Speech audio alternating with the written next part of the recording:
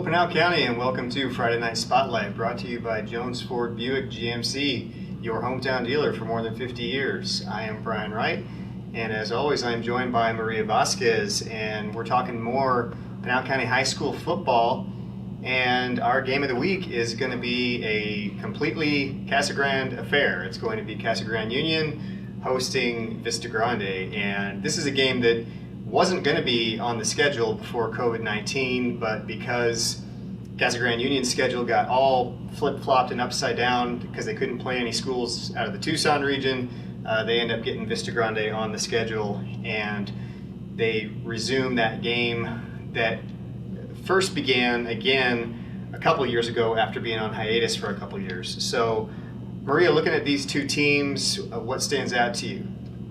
Well, for starters, I would say with CG Union, it's the return of running back RJ Keaton. Now, he missed their season opener against South Point. He was a game time decision, but he came back last week against Lake Havasu, and he had a field day. He had 139 rushing yards for 3 touchdowns on 7 carries. I expect him to be a factor for the Cougars going on for the rest of the season. When you look at Vista Grande, I mean, this is a team that really wants to throw the football with head coach Chris Seymour, and their quarterback Donald Altaffer is now a senior, so he does have some good experience behind him. Vista Grande was able to snap a long losing streak in week 1. However, they did lose pretty handily last week to St. Mary's when they went on the road to play St. Mary's. Altaffer, like I mentioned, he does have 4 passing touchdowns. He also has 4 interceptions.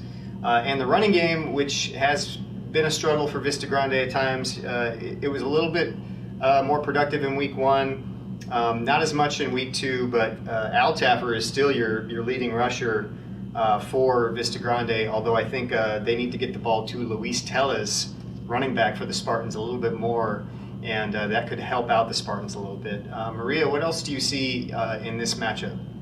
Well, you touched upon him with quarterback Donald Altaffer. Now, he has a lot of different options he can go to. He can go to Tyrese Constable, and, defensively, the Spartans are doing a lot better this year. They have, so far, 3 interceptions, 3 fumble recoveries, and they're led by, you mentioned him, Luis Tellez and Christopher Hernandez.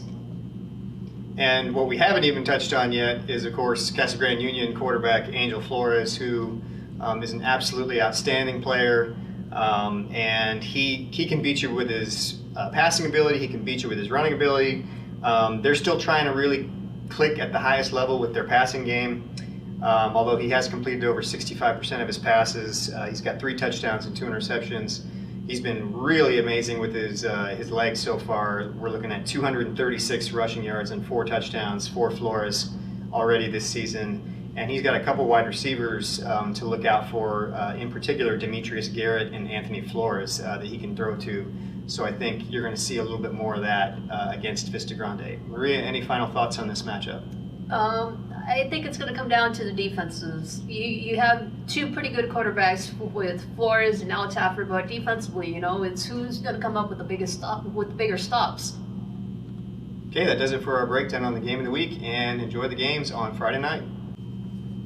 All right, we are moving into the picks portion of our program, and let's start with our lone Thursday game, which is going to be Santa Cruz Valley going on the road to Heritage Academy Levine, and this one doesn't require a lot of thought. This is going to be Santa Cruz easily. The Dust Devils have won their first 2 games very convincingly over Santan Charter and Coolidge. Hunter Ogle has rushed for 495 yards and 7 touchdowns.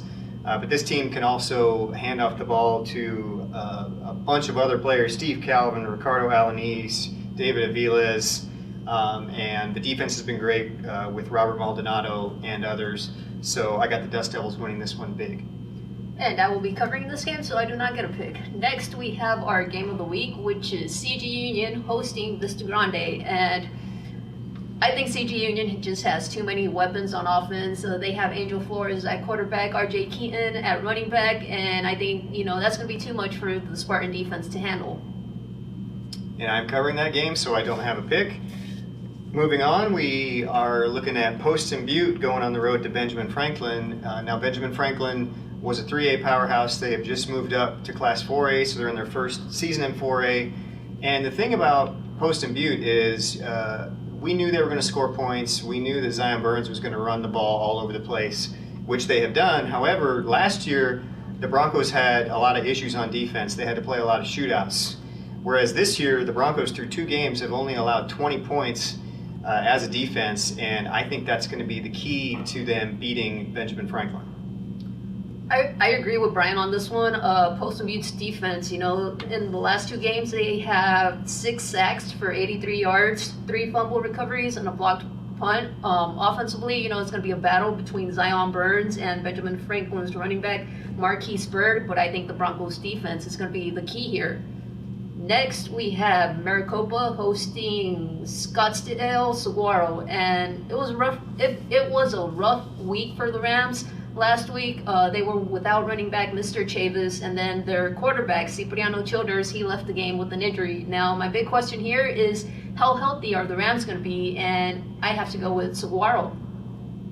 And I'm going to take Saguaro as well. I think even if Maricopa was at full strength, this is just asking too much for them to beat a team like Saguaro, which is alongside Chandler, the premier program in the state. And Saguaro has about 20 Division I players on its roster. And if you look at their game that they played last week against Brophy College Prep, they held them to 14 total yards in a 27-0 win. So I got Saguaro in this one. Next, we have Sequoia Pathway is going to host Chandler Prep. And speaking of teams that have moved up, Sequoia Pathway was in the Canyon Athletic Association last year. This is their first year in AIA, and they have been really impressive in their first 2 games, getting out to a 2-0 start. And 2 guys really to watch are their quarterback, Alex Montano, and their running back, Isaiah Stewart, who are really giving them a lot of firepower on offense. So I am going to take Sequoia Pathway to win this game and go to 3-0. I'm also taking the Pumas. I think this team is kind of like a pick your poison kind of team. Do you want to stop the passing game with Alex Montano, or do you want to stop the running game with Isaiah Stewart? It's one or the other. You can't stop both. So I'm taking the Pumas.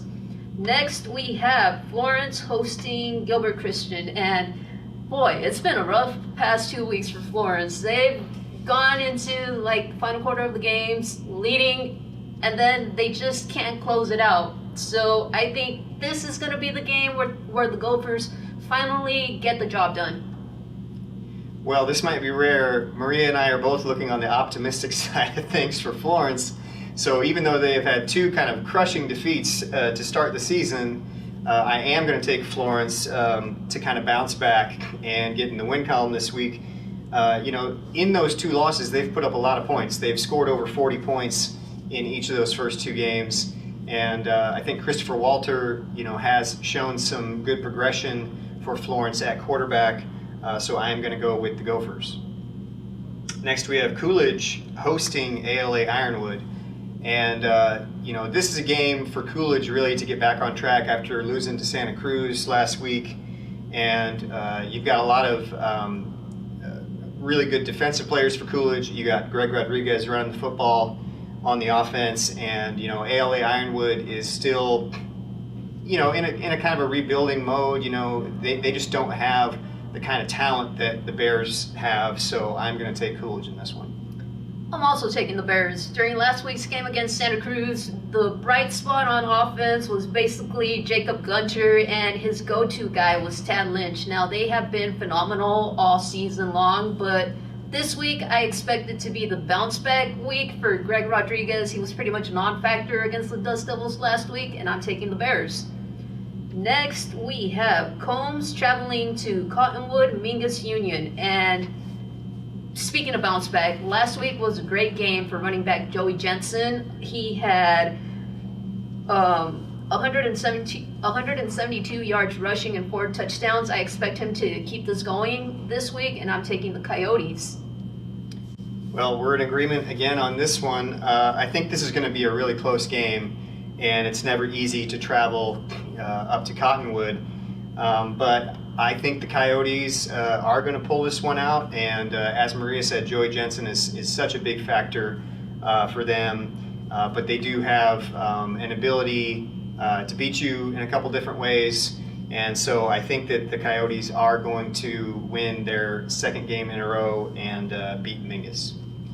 Next we have Apache Junction, and they are going to host Estrella Foothills. And this game is maybe another kind of pick'em game in my eyes. I am going to go with the Prospectors, and although we don't have stats for AJ for last week, they did play Mesquite in the opener, defending state champion Mesquite, and you had sophomore quarterback Gavin Lamangelo really go off in that game. He had over 300 passing yards, nearly 100 rushing yards, and 3 total TDs.